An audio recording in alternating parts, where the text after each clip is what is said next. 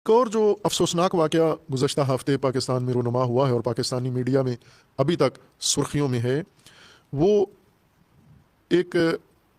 कमसिन बच्ची किसी जज के यहाँ घरेलू मुलाजमा थी, कामकाज करती थी।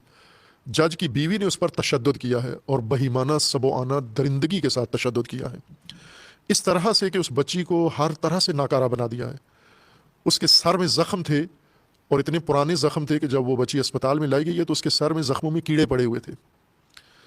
उस जालिम औरत ने, उस सफाक औरत ने और जज ने घर के अंदर उस मासूमा को रख कर इतना उसको तशद्दुद, उसके बाजू टूटे हुए थे, हड्डियाँ टूटी हुई थीं, और ख़ुद बच्ची ने जो बयान दिया है कि उसको तेज़ाब पिलाया गया था, उसके फेफड़ों के अंदर और उसके मैदे के अंदर शदीद ज़ख्म बने हुए थे और मौत व हयात की कशमकश में थी, और उसको उसके घर में फेंक के चले गए। वो अस्पताल में लेकर आए और फिर उसके बाद से केस बना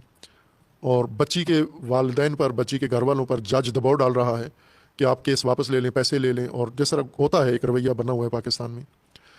खूब ये वाक़या बहुत ही शर्मिंदा कर देने वाला वाक़या है कि वो भी जज, पढ़ा लिखा, ज़ाहिर जज है, काजी है, अदलिया में है। ये अदलिया में इस तरह के जज हैं, लोगों को इंसाफ देने बैठे हुए हैं जिनके अंदर इंसानियत नहीं है।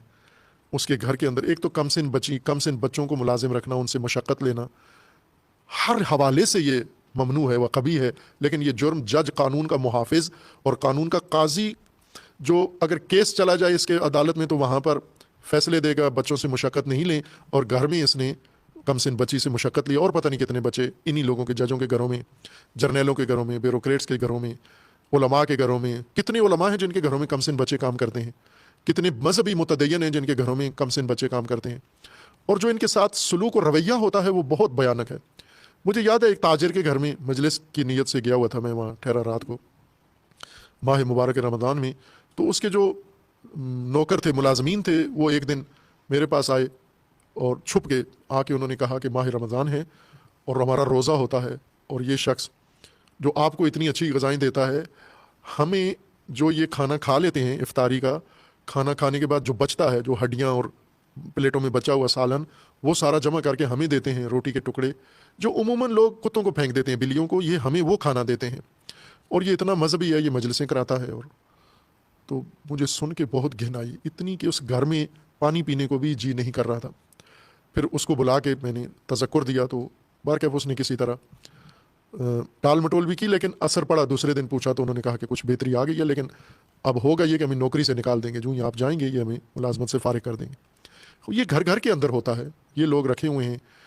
इनको तनख्वाहें बहुत कम देते हैं, मुशक्क़त इनसे लेते हैं और फिर उनके साथ ये दरिंदगी भी करते हैं, और ये फिर असर रसूख से बच भी जाते हैं। अदलिया चूँकि ख़ुद जज है, इतना जुर्म वहशियाना करके वो औरत, अभी उसने ज़मानत का बलस गिरफ्तारी करवा ली, अभी तक केस ही नहीं बना उसके ऊपर, और दबाव डाल रहे हैं कि केस लोग वापस ले लें। खुद यहाँ अज खुद नोटिस यहाँ लेना चाहिए जजों को। एक जज ने ये काम किया, उसकी बीवी ने ये काम किया है, यहाँ अज खुद नोटिस बनता है। ये ट्रक अदालतें और ट्रक जज यहाँ अपने ज़मीर की आवाज़, अगर है ज़मीर ज़िंदा इनके अंदर, तो यहाँ पर आएँ और इस मज़लूम बच्ची को और इस ख़ानदान को